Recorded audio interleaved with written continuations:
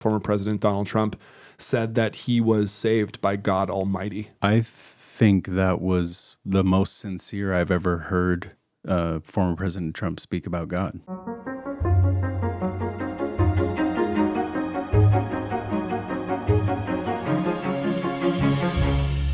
Hey, I'm Brian Doak. I'm here with Jason Faleda, Christian activist, thoughtful human being. Welcome, Jason, to the show.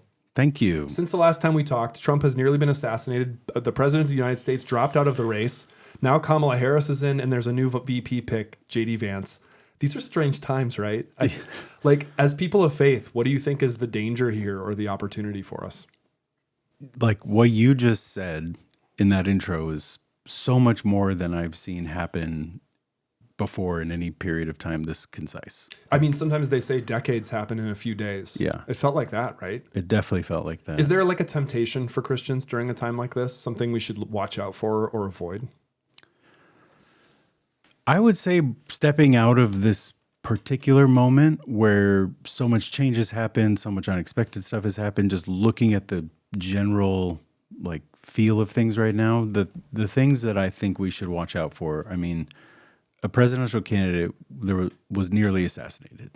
That is not run-of-the-mill stuff. That it was terrifying and alarming, and I think speaks to how intense the moment is right now. And I think for Christians in particular, the thing that we ought to be looking out for is certainly not participating in how normalized dehumanization is. What do you mean by that? There is just so much inflammatory rhetoric being thrown around all across the political spectrum. There is so much divisiveness, so much intense contempt. Not just like, oh, I disagree with this person on policy. There is contempt in the air, and it is being normalized. It has been for years, but right now I feel it in a unique way because one of our candidates was almost murdered. Right. On television. So we need to we ought to be the people who don't just mindlessly follow the lead and speak that way about other people or talk that way about the people we disagree with. I would also say, though, going beyond just not participating in that kind of dehumanization, we need to not permit it. So we should not align ourselves with movements and people that so easily degrade others. This is a moment to test that moral clarity for us, and it's important. I thought for a second, maybe like a hot second, that the assassination attempt kind of brought people together more or less in feeling for a day or two or three that this should not happen. This is bad. We maybe there was joking about, oh, the two old guys and maybe one of them will die, ha ha ha, but it was no. You get snapped into seriousness. That's not cool. Right? Yeah. Did you feel that way too? I feel like I personally felt that way, but what I was observing, not so much, to be honest. I did observe some folks being like, whoa, it's a time to check our rhetoric and check our just how we have been looking at our enemies, so to speak. But I didn't really see that manifest a ton in real life with my friends in conversation or people I was around. And I don't think it lasted long. Yeah. Yeah. I wondered, when you think about a Christian response to this moment, its dangers or its opportunities, I wonder if you and I maybe grew up partly overlapping Christian evangelical type churches and circles where maybe you would have heard in sermons or in small groups, people say things like, in a moment like this, when the world turns to fear, we have something to offer. Yeah. If we want to avoid dehumanizing, what do Christians have to offer? Maybe sometimes that language feels instrumental, we can pounce on this moment for evangelism or to invite people to church or something like that. I don't know. Do you think that that's part of the opportunity, or is it something else? In a indirect way, yes, actually. So I think that when we speak up about the things that we feel Christian conviction about, it is an opportunity for evangelism in the sense that we get to proclaim something about the nature and character of God to a listening audience. And so whether that ends up being an issue that tends to fall on the right side of things, like the pro-life movement, or the left side of things, like protecting the poor or the environment or something, when we as Christians speak up about the things that we feel a Christian conviction about, we do so in a way that also gives testimony to what we believe about Jesus and what he cares about. I think the Christian witness during a political season, as charged as this, is something that's always being watched by the outside world, because they think of the Christian vote as a thing. It gets polled, it gets reported on, it gets talked about.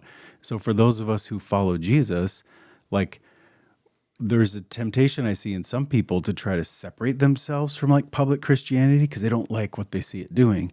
I think that fundamentally gives power to that version of Christianity, whatever it might be that you're uncomfortable with. And that those of us who might be uncomfortable with like, Christians who are really excited about like government takeover or whatever it is, like fill in the blank, something we don't align ourselves with, violence. Like that's an easy one I think many people can agree on. We ought to like oppose something like that or speak about what we do care about and boldly be Christian about it. Do you know what I mean? Yeah. I wonder how, as a Christian, I watched not all of the Republican convention, but a lot of it. I watched clips of it. I watched the big moments. And if the Democratic convention had occurred by the time that we're filming this, we'd be talking about that too. It doesn't occur till later. So we're not picking on it. Just that happened to have happened already. So it's in like 3 weeks. We've got that. Yeah, I think it's in August. So like there were some spectacularly interesting moments for faith in the public square at the Republican National Convention. Let me bring up maybe the biggest one. In the opening 20 or so minutes of his speech, his acceptance speech, the presidential candidate, former President Donald Trump, said that he was saved by God Almighty from being assassinated. Yeah. How, as a Christian, do you evaluate a statement like that? I will say that I think that was the most sincere I've ever heard former President Trump speak about God. Really? You felt you just took that and you were like, that was beautiful. That was sincere. Yeah. Well, I guess here's what I'll say. He nearly died. Yeah. Like a bullet nearly entered his skull. There's no way that doesn't affect you, you know? Right. And so I don't want to make assumptions about how it did or didn't affect him. And it would actually check out, I think, for him to have found in that moment, like his realist experience of like, oh, God is real and is watching out for me. So wow. I think that, as just a human, not just as a Christian, how do I evaluate that? I think he really meant what he said, that he feels that way, that he believes that. Now, whether or not like God intervened and saved him, I don't know. I don't know the answer to that. Now, separate from him, there were a lot of other people who did take that near-death experience and create a lot of like broadly spiritual moments out of it. Right. And a lot of that didn't feel very sincere to me. And it felt like an attempt to seize on something and exploit something to get influence and support from a certain population. You know? I know one right-wing hero, kind of also an anti-hero, a complicated person, Tucker Carlson, gave a speech at the Republican National Convention in which he said, among other things, something like, and I'm paraphrasing, he said, Donald Trump used to be a politician, a candidate, but with this assassination attempt, with that moment, he became something more than a human. Yeah. And I think the idea was he's become something like a leader of the nation or something more than just a candidate, right?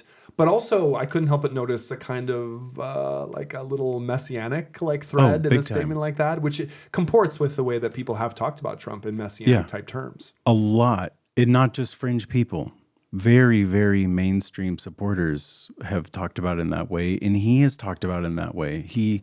Before the assassination, he would talk a lot about like essentially he's like some substitutionary nature of his candidacy, that they wanted to, come for the people who believe and think and look certain ways, and he's standing in their place. Yes. Okay, let's stop it. Let's seize upon this, because I think a secular listener, and maybe even some Christian listeners, might not understand the kind of theological callback in a statement like that. Like, they put me in prison, but they were trying to put you in prison. They want to come for you and your family. They wanted to shoot you, but they're shooting me. The idea. So explain maybe for an audience, how is that like atonement or substitutionary theology? Like, just spell it out. Like, what does that mean in Christian terms, or what could that mean?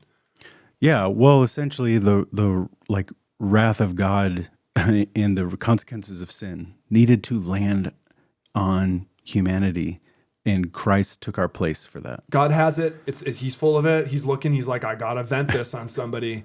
Depending on what your theological tradition is, right? Right. So either it's the like natural consequences of sinful nature in a sinful world, going to their ultimate end, and that leads to Christ taking our place of us suffering the consequences of sin, or it's the wrath of God needing to be satisfied. I think that's like a great, like a line from a hymn. Yeah, absolutely. Even just speaking it out loud, I'm like, yeah, I think I hear like a melody. On that day when Jesus died, the wrath of God was satisfied. Yeah. So that's the idea, that Jesus' death on the cross was God venting that wrath on a human who stood in the gap between God and humans. Yeah, it was supposed to land on us. And Trump has, under, I would guess, advisement, like taken some of this language of standing in the place, standing in the gap, standing in the way of, the contempt of the left, so to speak, or the ruling class or the elites. Sure. And it is very messianic, and the Christians who've really embraced that and run with it, it feels very like Roman imperial cultish, which is the like civil religion of the time of the early Christians. Caesar Augustus, who prior to naming himself Caesar, was Octavian or Octavius. He introduced his political reign as part of the pantheon of gods, and there were temples built to Julius Caesar and to him, and temples built to these Roman emperors, and it was really mixed in with their existing religion. And the Christians of that time were looking at, how do we live in this time where like the culture around us is worshiping our political leader, right? And us worshiping God instead is actually a very political statement, Yeah. And certainly we live in a different time. We don't live in 1st century Roman Empire or 4th century. Like, we live in a different time, but the same question, I think, actually could be asked of us. Like, our worship is political. You're bringing in some hardcore, like, early church New Testament history and theology there. No, like terms, I think, and I'm not a New Testament scholar. I'm an Old Testament scholar. Either. But I do happen to, I know enough as a generalist biblical scholar to know that terms that Christians used for Jesus, like Savior, soter in Greek, or Son of God, for example, or Savior of the world, or even the phrase for gospel, euangelion. Yes. Those were Roman emperor code words. For a certain kind of political action. Yeah. And so it's really incredibly powerful and subversive, even the way that New Testament authors, gospel authors, use those kinds of terms. And apparently Jesus used that kind of terminology as well to talk about this alternate kind of reign. Yeah. So that is pretty stunning. I mean, how does that translate into today, though, for us? I mean, it sounds like if you just say, okay, Trump is like the idol then that Christians want to worship, it just sounds like, okay, great. So that's just like progressive talk. So you just want to worship the progressive candidate, or I mean, is that like what's the application for us like today from a kind of different Christian way? Like, what are we not worshiping? What are we worshiping? Yeah, we got here because we were talking about Trump, and it organically like arose from the Messianic prophecies that have been shared about him over years, but especially in light of the recent and horrific like assassination attempt, him like living through that. But he is a stand-in in this case, not in like a atonement way, but for the way that we can worship our ideologies, I think, politically across the spectrum. So anyone listening to this is going to be like, oh, he's talking about how people worship Trump, and so he must worship the progressives. No, I don't at all. Like, allegiance for a Christian should always be to one king, and that is Christ.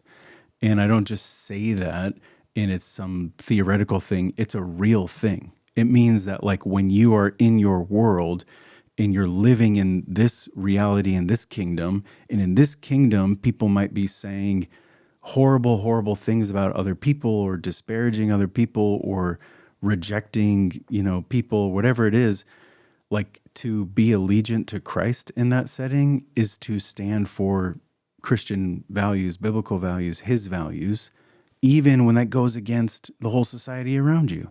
So like, I'll give an example, 2 examples from the RNC. So one is, this is the very first time the RNC platform does not talk about federal abortion restrictions. Yeah, that's a stunning omission. Very stunning. From what has historically been the party's appeal to anti-abortion conservative and Christians. And I would say that Christians who are deeply concerned about the pro-life movement and the political possibilities of protecting unborn life, they should be alarmed by that.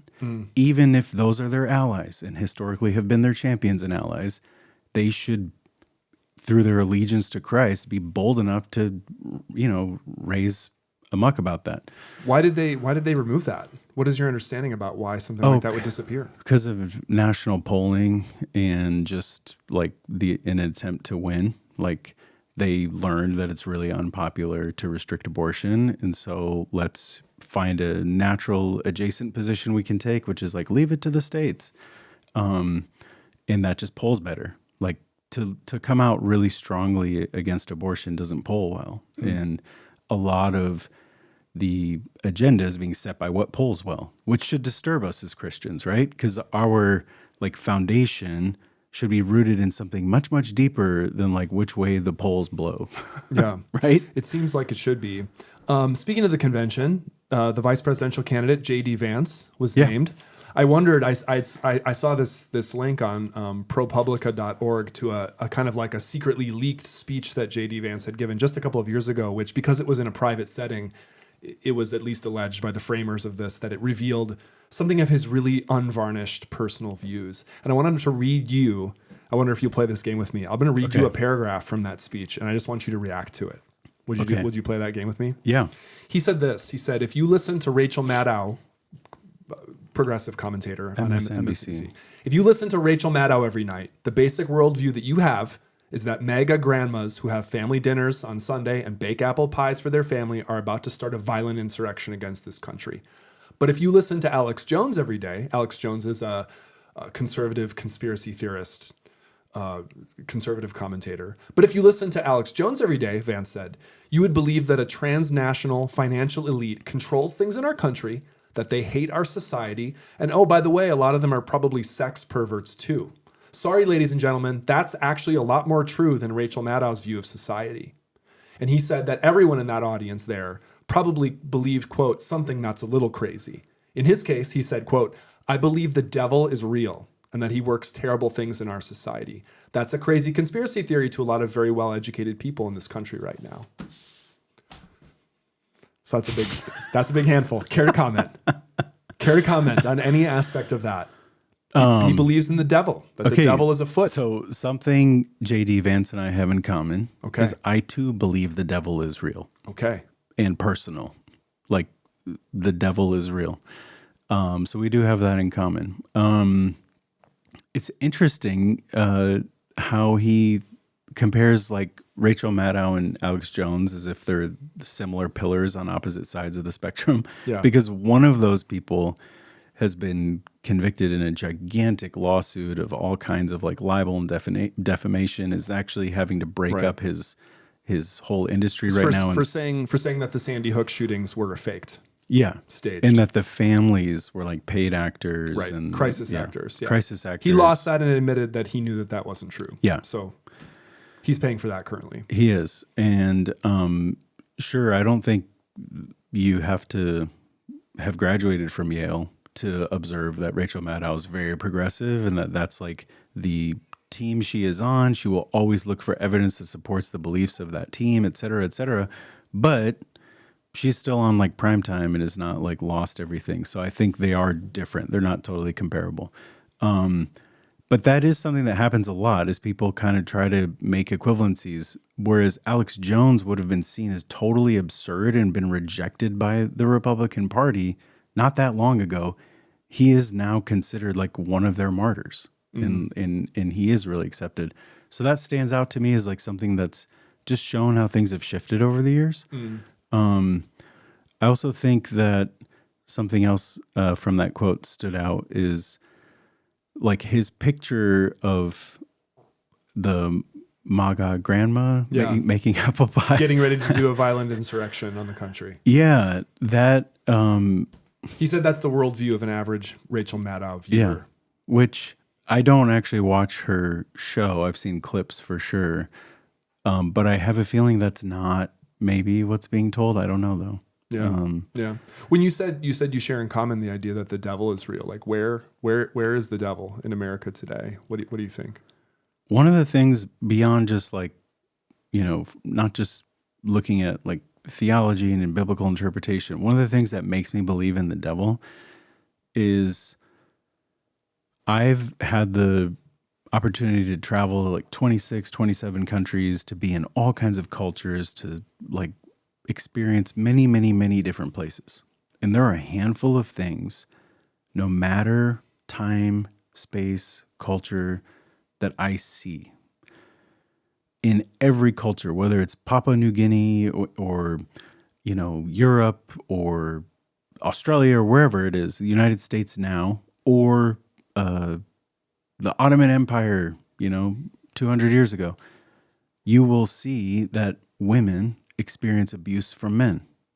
Like violence against women is a universal truth in our world. Do you get what I'm saying? Yeah. And at a time, we're postmodern or post-postmodern, whatever, people don't want to talk about any kind of universalities. There are some universalities. Violence is one of them. Specifically, violence against vulnerable people. Specifically, gender-based violence against women is one of those. Skepticism and exploitation of poor or of immigrants is another one, or of ethnic minorities. Abuse and exploitation of the poor is another one. It doesn't matter what country you go to. I have literally seen this in all the places I've ever been. So there are these, and it doesn't matter what time or epoch of time you're looking at. These things are universally true about our world. That makes me believe in the devil. That makes me believe in powers and principalities that are much greater than any political party, any nation state, any individual or leader. These are things that seem to just be present in human society for all time and have been. That makes me believe in the devil. That's still to this day, to answer your question, where I see the devil at work in our society. I think that the rhetoric that's emerged in the demonization of immigrants specifically is evil. I don't think that you can be cognitively in sync as a believer and typify a whole group of people as murderers, violent people coming to kill and ruin us. Right. I just don't think that's congruent with a Christian worldview. To be frank. In the last few minutes we have here, despite this avalanche of news, even more news. Now we have a presumptive Democratic nominee, Kamala Harris. I did a quick dive to try to find out what is her professed faith position. I read, I think pretty officially, that she's a member of Third Baptist Church in San Francisco. It's part of the American Baptist denomination. I've seen already that a GOP rep, Tim Burchett, has called her a, quote, DEI hire. I can imagine that we're going to hear a lot of that kind of language and so on. I guess in our last minute or two here in closing, what should Christians be looking for as we begin to evaluate Kamala Harris as a potential presidential pick? Yeah, you ask really tough questions. Only the toughest, only for you. Well, I would say in evaluating her or in evaluating any candidate, we definitely need to watch out for what our secular culture will will be driven towards. So the fact that people are calling her this DEI hire, she's never accomplished anything. We should have our ears like trained to listen for the dismissing and dehumanization of others. Just basically. That's like a basic skill that we as believers should have. And actually, when we hear people being dismissed or disregarded, it should perk up our ears to look for the truth. You know, so you said like, what are the dangers of this time? And I talked about like, I think we've normalized just dehumanizing other people and dehumanizing entire people groups and all the things, our opponents, our enemies. Well, that like comes up when you are looking at how people talk about candidates. We should resist that and look for the truth, you know? So I think in evaluating a candidate like her, I don't know a ton about her. I know that she was a prosecutor. She was an attorney general. I don't know that, like, I'm not a political pundit, so I don't have like tons of opinions to offer there, but I do think like she's had a public job for long enough that you could look at what she stands for or what she's accomplished or what policies she championed as a attorney general, whatnot, and try to identify like what are this person's values. But I think as Christians, again, whenever we hear someone being disregarded or dismissed, like rather than jump in on that train, we should question it. We should never just go along with that easily. Yeah. And as we're at the beginning of this journey, really, as this presidential race heats up, I think for people of faith, that call to get really thoughtful really fast, to get really discerning really fast, and like you say, to start to look for truth is probably the best stance we can get in. That's really good advice. And I think dehumanization and deception are rampant right now. Yeah. And we should resist participating in that. We should resist permitting it, you know, and aligning ourselves with people who participate in that, like in our candidates or whatnot. And I think, seeking truth is a very, very good standard for us. Jason, thanks for this conversation. Thank you. Appreciate it.